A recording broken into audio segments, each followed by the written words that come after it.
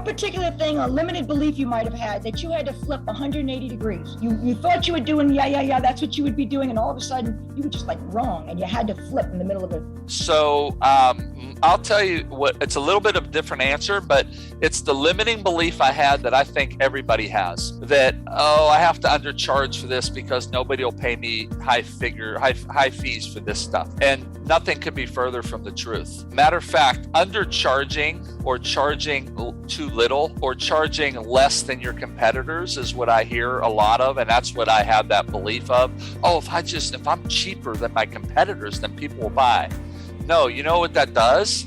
It lowers the perception of how prospects think of you. So the limiting belief for me was that I have to be the cheaper person because nobody will buy from me. No, there are demographic of buyers at every price point. So if you offer something for $10, there's a demographic who will buy $10 and they will only buy $10. If you offer for $47, there's a whole bunch of people who will buy at $47 and by the way, a lot of those $10 people won't buy at $47 because they're $10 buyers. Then you got somebody like me who, if you're not selling it for at least $1,000, I don't think it's any good and I'm not buying it. And there's a whole bunch of people who think that way, right? And so the big limiting belief for me was that I have to be cheaper in order to get purchases. Every single time I've raised prices, I've gotten more buyers. I know that sounds counterintuitive of how we think. No, you're going to lose people. It's not true. That is your perception. That's not what the market data shows when I run the numbers. Let me tell you this. This is crazy. So here's how I first figured this out, Joanne. So I had a home study course that was my college speaking success home study course that was 12 audio CDs and 12 DVDs. Then I had my big money speaker course that was 12 audios and 12 DVDs plus the manuals. So 48 total, right? 24 DVDs, 24 CDs. I used to sell that for $497, okay?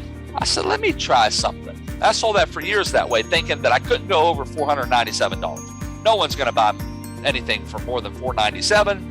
But I'm giving them 48 pieces of content with manuals and all that, action guides. So I feel good about it. I'm loading it up for $497, right? I said, let me try something. What if instead of it was one big course, what if I split it? So I got the college speaking course and then I got the big money speaker instead of it all being one. So I split them and I said, what if I put a price of $497 on this one and $497 on this one? Or you can get them both for $797. So you'd save like $200 instead of getting them separately, right? Got more buyers. Now here's what's funny. Like a month before, you got everything for $497, right? You follow me? Yes. But now I split it and did $497, or you get both for $797. Which was the same thing I was doing a month before, except I was selling it for $497 total, but now I'm getting $797 for it. So I instantly made $300 more every purchase. And what was funny is I got more purchases because the price was higher. So they must have thought it was better. Okay, so now watch this. I know I did that for like 5 or 6 months, and I was like, that's crazy. Like nobody even balks at $797. It was the same thing at $497. You got it all for $497, but now you get it all for $797, right? Let me try something. $797 and this one for $797, or you can have them both for $997. More sales came in at $1,000 for the same thing that they could have gotten at $797 like a month earlier. For the same thing 5 months earlier, they could have gotten for $497. It was the same stuff. The only thing that I did was change the pricing. So instead of paying for $797 for $797 for this, $797 for this, which would be roughly $1,600, you can get them both for $1,000, right? So I just changed the price here, here, and here. More people buy. And it never changed. It was the same materials. Wow. Okay? And so that's when I started to realize, wow, there's no advantage in being the cheaper person. Work twice as hard. You work twice as hard, you don't have as much net, and, ready?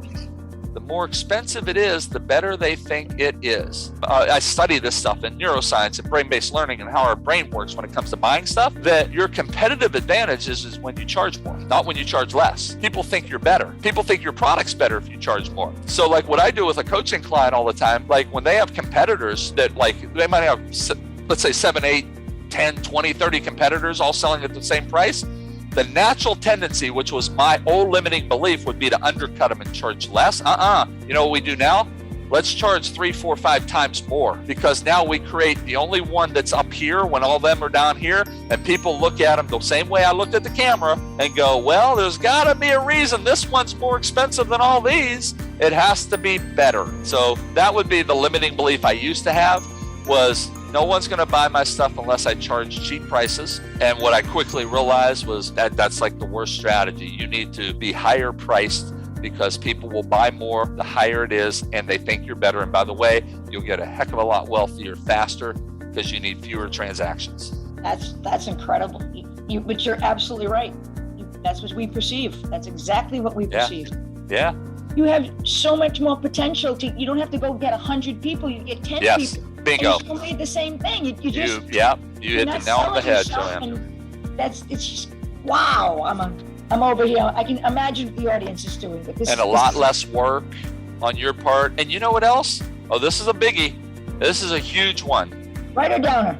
You almost never have payment problems with people who pay more. You almost always have your payment problems with people who pay less. I know that's counterintuitive to how it should be, right? Because we think, oh, those who pay more are going to have charges, like monthly charges declining more. That is not the way it works in the real world.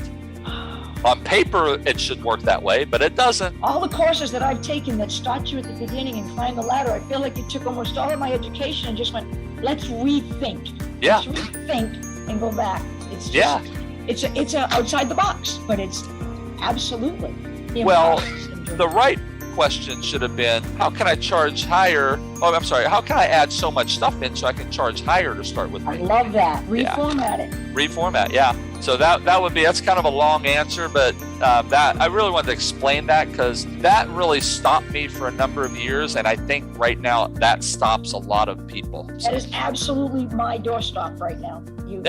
I'm so glad to be your client. I'm glad to have you.